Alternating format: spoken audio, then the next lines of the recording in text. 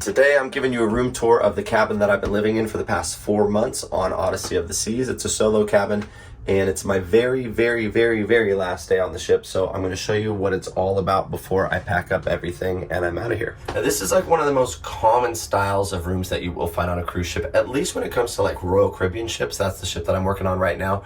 You're always going to have 2 beds. It's not necessarily going to fold up like this. This is kind of a special room. 2 beds. You're gonna have a desk area, you're gonna have a wardrobe, and you're gonna have a bathroom. To my right, you can't see the bathroom right now, but here's the bathroom. I'll show you that in a second. So yeah, 2 people living in this space right here for upwards of 6, 7, 8 months. It just really depends on your contract. For me, I'm a musician, so my contracts are normally a little bit shorter. This one's 4 months long. Is it 4 months? 119 days? Yeah, that's about 4 months. And I'm really lucky that I get all of this space to myself. Speaking of all this space, let me show you what all of this space looks like. Actually, before I show you my room, I'm realizing it's lunchtime and it's gonna not be lunchtime very soon. So really quick, let's go eat something and then I'll bring you right back here and we'll see what everything's all about.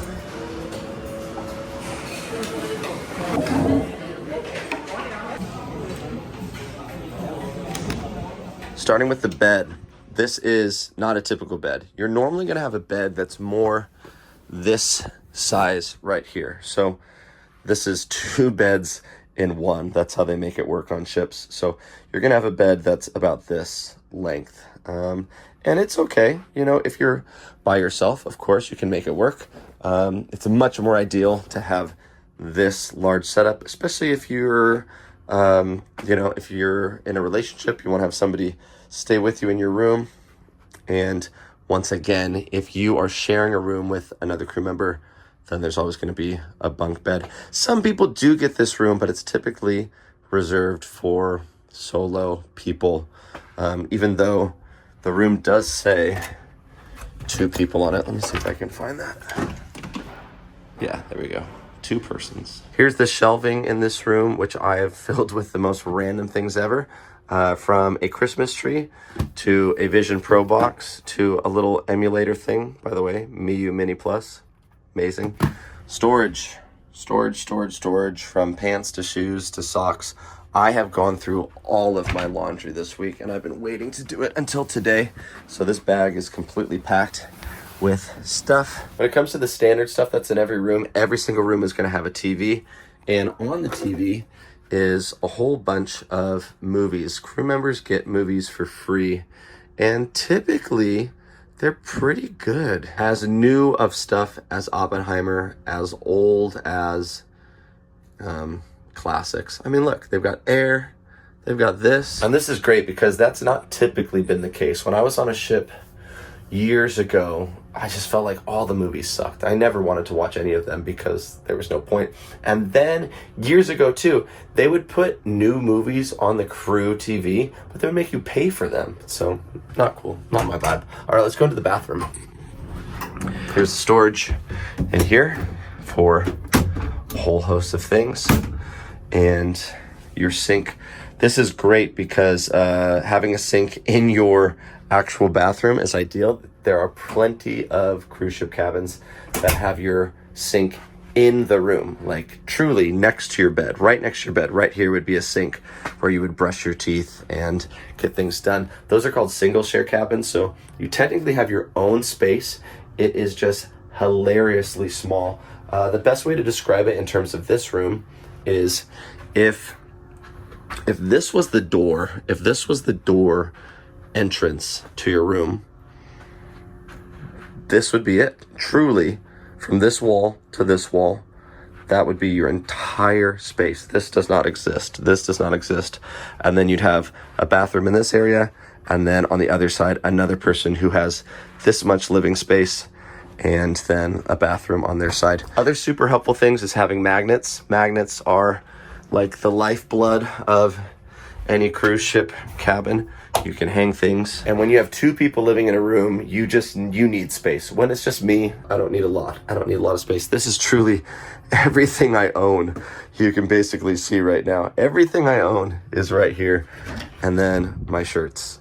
All right, let's get this back on the stand, and I want to tell you that if you were thinking about working on a ship, I would say you need to really think about what you want to do on the ship and why you're doing it. If you're here to make money, just realize a lot of jobs on ships aren't crazy good money. Now they're good in the sense that you're not paying for your food, you're not paying for your lodging, you're not paying for that kind of stuff. So if you're really good at saving, sure, you can put aside $1,000 or $2,000 a month, depending on your job. If you're actually wanting to go out into these ports and see the places that you're visiting, that's where the money can disappear really, really fast. Another place that it can disappear fast is just internet connection. Every crew member has to pay for internet, and it's on the pricier side. So if you're not careful, and like, let's say you just like to scroll on TikTok, you like to get in bed at the end of the day and scroll for 20 minutes, 30 minutes, maybe in the morning you do the same. That's an hour right there. If you did that every single day for a month, that's over $100 just in really, really light scrolling just to pass the time. So boy, if you want to use it for like uploading videos like I do, whoo, get ready to spend a lot of cash. Honestly, socially, it's like a really, really cool life being on ships.